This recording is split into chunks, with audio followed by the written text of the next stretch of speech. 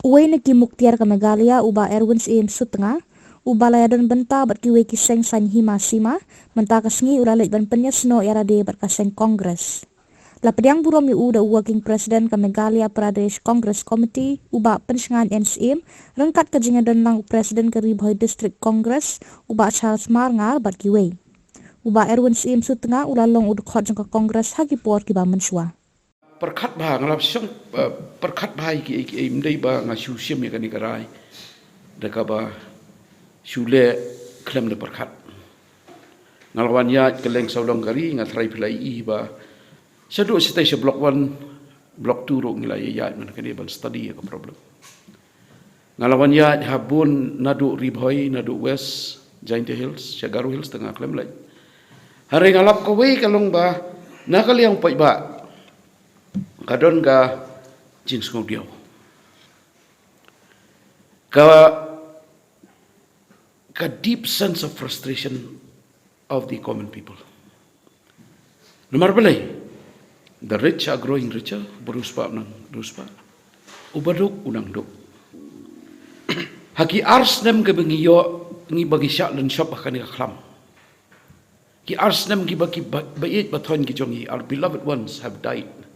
Have suffered. We also have suffered due to the pandemic. Para arkami jonga udah berengkong banyak akan senam kepala ada hubungan ini. His anniversary ka jingdap senam kejongu one day hak habis terik hubungan ini. Ka wanra hangai ka jing ka besar kai pan mar belai ngai I ya ka ka bajia ka yeng ka jonga ba ngai iru ya ka nika ka jingdu jingkermen jongki long yeng long sem kam tamba kalat kamai kaji kalat yo kam yo jam kalat ban say ka jingkermen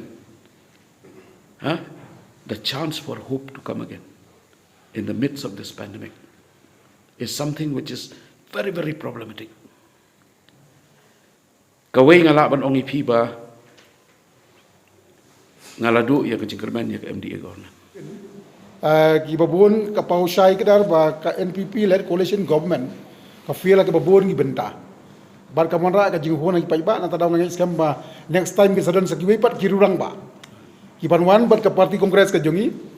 kiban very active ka party politics ngamong ka electoral politics ka party politics kaban ai jingmot yangi ha ka babun gibenta la kalong ha jingi ka revenue resources la kalong ka tourism resources berkiwai-kiwai la kalong ha ka power sector berkiwai-kiwai binit kibri kumba alwin kiban contribute yang iya ka sengge jongi